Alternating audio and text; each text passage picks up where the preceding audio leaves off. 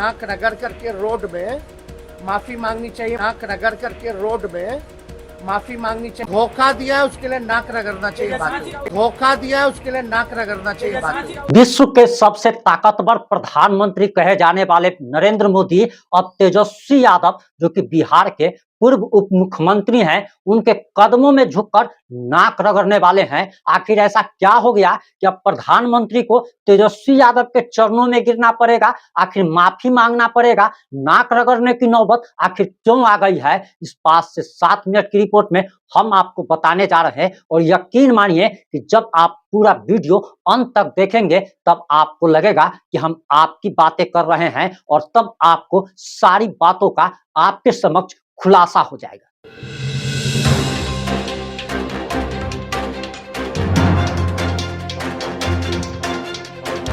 नमस्कार, मैं प्रिंस कुमार सिंह और आप देख रहे हैं पॉजिटिव इंडिया।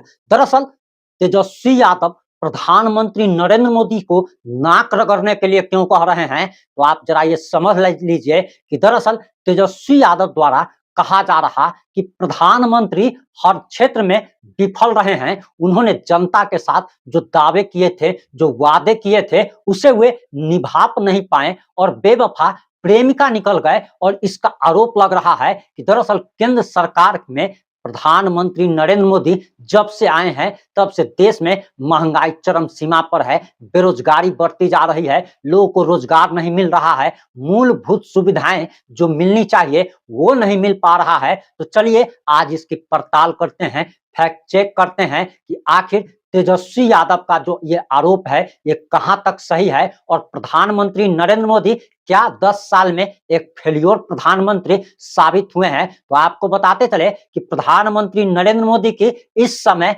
वर्तमान में कुल 26 महत्वपूर्ण योजनाएं चल रही है, लेकिन हम ये बात दावे के साथ कह सकते हैं कि 2, 4, 5 योजना के अलावा आपको सारी योजनाओं के बारे में पता तक नहीं होगा, आपने सुना नहीं होगा। और इसका कारण यही है कि दरअसल धरातल पर ये योजनाएं नजर नहीं आ रही है। जिस व्यक्ति तक ये योजनाएं और इसका फायदा जिसको मिलना चाहिए उस तक पहुंच नहीं पा रहा है। तो सबसे पहले हम आपको योजनाओं के बारे में बताते हैं, उसके बाद हम आपको ये भी बताएंगे कि 70 साल की कांग्रेस की सरकार और 10 साल की बीजेपी की सरकार में आखिर किस सरकार में महंगाई ज्यादा बढ़ी, किस सरकार में बेरोजगारी ज्यादा बढ़ी। तो चलिए सबसे पहले शुरू करते हैं कि वर्तमान प्रधानमंत्री हमारे देश के नरेंद्र मोदी के कार्यकाल में कुल कितने योजनाएं चल रही है। आपको बताते चले कि पहला योजना है जन धन योजना। ये जन धन योजना जो है ये पूरे तरीके से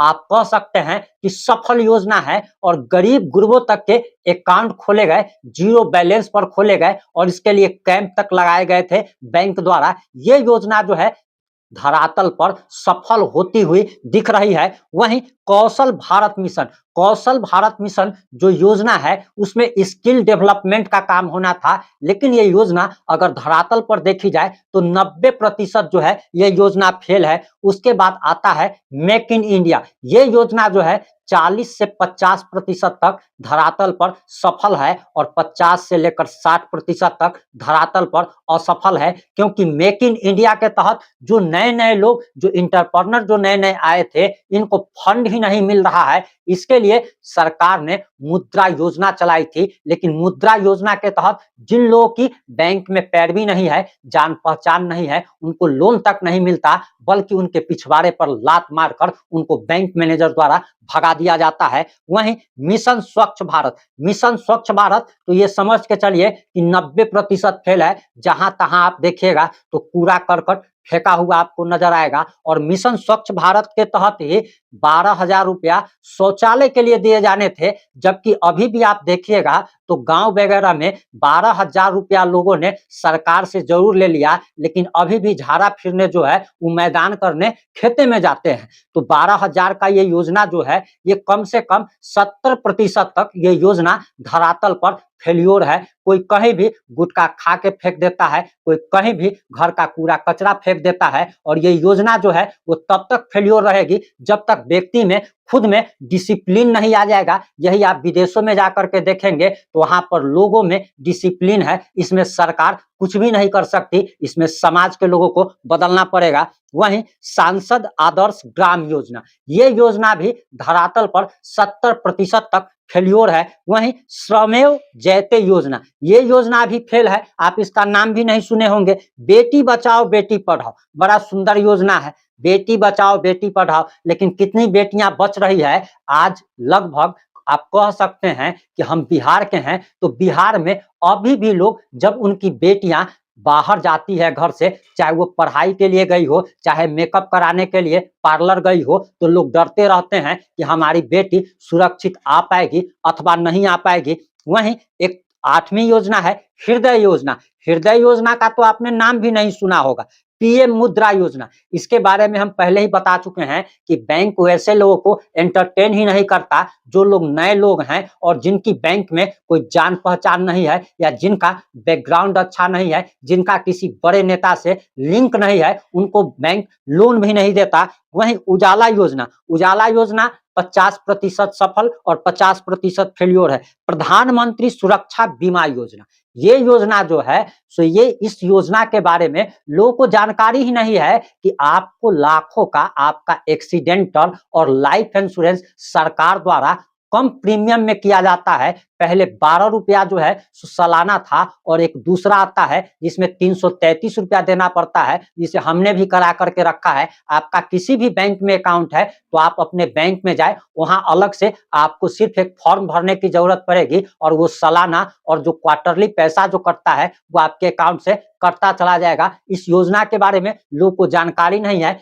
इसकी मार्केटिंग और इसकी पब्लिसिटी सरकार को जरूर करनी चाहिए। वहीं कुल पेंशन योजना, कुल पेंशन योजना जो है इसके बारे में सभी जानते हैं कि बिहार में 400 रुपया जो है ना सो वृद्धा पेंशन योजना मिलता है, वृद्धा पेंशन मिलता है। अब 400 रुपया में आप अगर एक दिन अगर मंडी में चले जाइए, एगो बड़का झोला ले लीजिए जिसमें 10-12 किलो सब्जी अटता हो, तो अगर झोला लेके जाते हैं तो 400 रुपया में पूरा सब्जी का भी झोला आपका नहीं भरेगा, और 400 रुपया दे रही है। उसमें से आप केंद्र का कितना योगदान है तो भी जान लीजिए। केंद्र सरकार मात्र 200 रुपया देती है राज्य सरकारों को, और उसमें राज्य सरकारें अपने तरफ से मिला करके लोगों को वृद्धा पेंशन देने का काम करती है। हमारे बिहार में 400 मिलता है, जबकि अगर हरियाणा की बात की जाए तो वहां पर 3000 मिलता है, यानी कि वहां पर 2800 रुपया हरियाणा सरकार अपने तरफ से लोगों को देती है। वहीं जीवन ज्योति बीमा योजना, इसके बारे में हम आपको पहले ही बता चुके हैं कि वो जो बीमा योजना जो दोनों है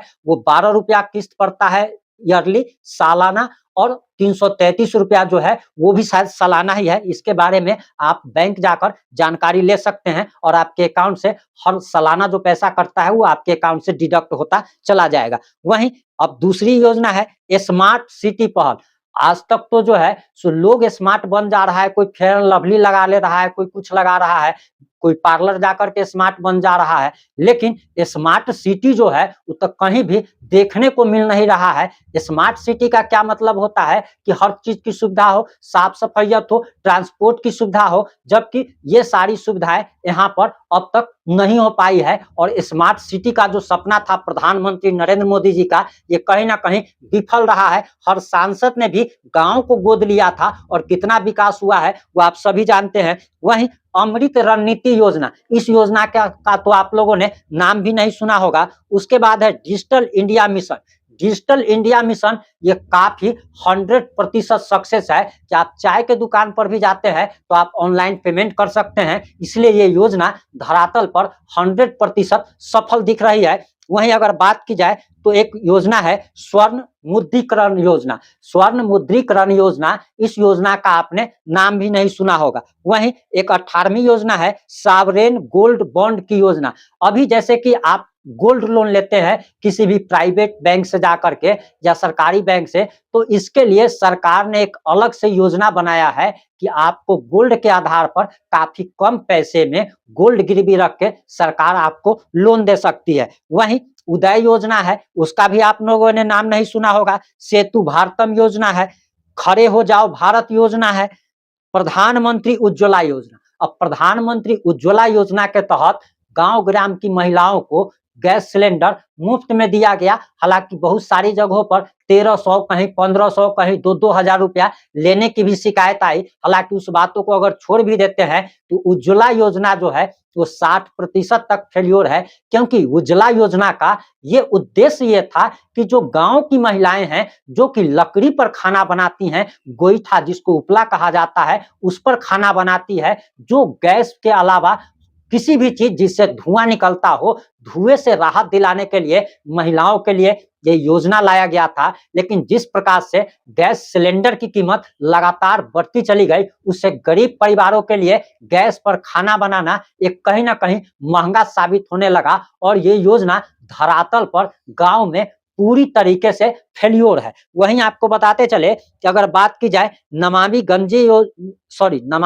गंगे योजना और सतत योजना, तो हमारी गंगा मैया कितनी साफ हुई है आप सभी जानते हैं। और एक ऐसी योजना है जो कि आ तो रही है लगभग सालों से, लेकिन इसका नाम बदल करके प्रधानमंत्री आवास योजना कर दिया गया, जबकि इसका नाम इंदिरा आवास योजना था। ये प्रधानमंत्री जी का सराहनीय कदम है कि संजय गांधी, राजीव गांधी, नरेंद्र मोदी के नाम पर क्यों रहेगा, ये जो भी प्रधानमंत्री रहेंगे पद के नाम पर रहेगा। लेकिन इस योजना की भी सच्चाई आप जान लीजिए कि हमारे बिहार के बारे में हमारी वित्त मंत्री निर्मला सीतारमण जी ने कहा कि 2.5 करोड़ बिहारियों को पक्के मकान दे दिए गए। अब इसकी सच्चाई जान लीजिए। 2014 में प्रधानमंत्री नरेंद्र मोदी जी आए, उसके बाद 2014 से लेकर के 2018 तक ही ऑनलाइन जो है आवेदन प्रक्रिया थी। 2018 के बाद पोर्टल को बंद कर दिया गया और ऑनलाइन आवेदन लेना बंद हो गया, यानी कि नए लोगों को घर नहीं मिल रहा है। 2018 तक जिन लोगों को मिला,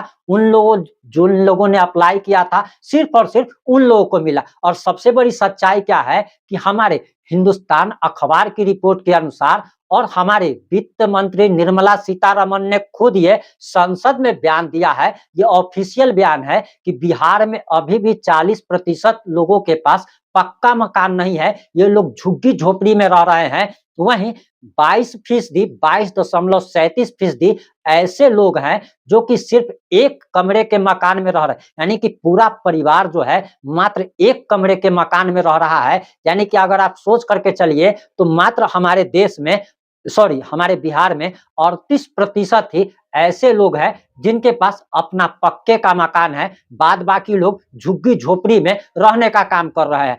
अब इसमें एक चीज और है कि दरअसल इस आवास योजना के लिए अब 20,000 कहीं 40,000 कभी 30,000 घूस भी देना पड़ता है, तब ये पैसा मिलता है। और जरा सोचने की बात है कि एक रूम को फिनिशिंग कराने में अभी के अनुसार अगर 10 बाई 12 का अगर आप रूम बनाते हैं तो आपका लगभग 1 लाख रुपए खर्च होता है। तो ये जो 2 लाख 2.25 लाख रुपया जो दिया जाता है, किस सेंस से दिया जाता है, ये भी जरा समझने की बात है कि 2 लाख रुपया में मकान भला कैसे बन सकता है। एक बोरिंग आप कराते हैं तो उसमें 70,000 रुपया खर्चा हो जाता है। एक छोटा सा टॉयलेट आप बनवाइएगा तो 20-25 हजार रुपया वो जो अथी वाला जो बनता है आजकल रेडीमेड वाला, उसमें लग जाता है 20 से 25 हजार। अब बड़का अगर टैंक वाला अगर बनवाइएगा तो उसमें लगभग 1 लाख रुपया लगेगा।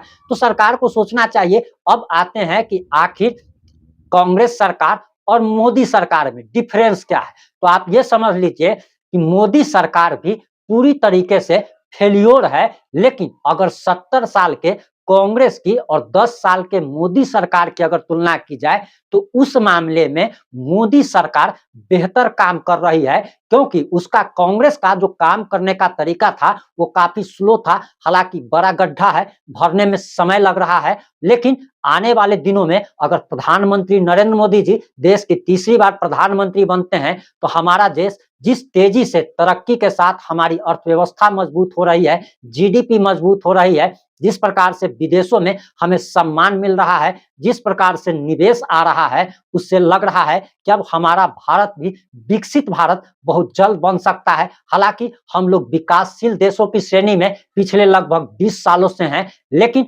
अगर कांग्रेस और प्रधानमंत्री नरेंद्र मोदी के शासन की तुलना की जाए तो आप ये कह सकते हैं कि चोर तो दोनों हैं, लेकिन एक ऐसा चोर है जो कि 1 रुपए का पूरा 75 पैसा खा जाता था, 25 पैसा ही आप तक पहुंचता था। लेकिन मोदी सरकार बस उतनी ही चोर है कि 1 रुपया अगर भेज रही है तो 75 पैसा आपको मिल रहा है, 25 पैसा के ही चोरी हो रही है। चोर तो दोनों है, लेकिन अब आपके पास दूसरा कोई ऑप्शन है नहीं, तो आपको ये चुनना पड़ेगा कि इसमें दोनों में से कम चोर कौन है। और इसी के लिए तेजस्वी यादव ने कहा कि जो प्रधानमंत्री नरेंद्र मोदी ने देशवासियों के साथ वादा किया था, वो अपना वादा पूरा नहीं कर पाए। इस गलती के लिए उन्हें जनता से क्षमा मांगनी चाहिए, नाक रगड़नी चाहिए। आपको क्या लगता है, आप किस मुद्दे पर क्या प्रतिक्रिया है, अपनी प्रतिक्रिया जरूर दीजिएगा। जुड़े रहे हमारे साथ। जय हिंद, जय भारत।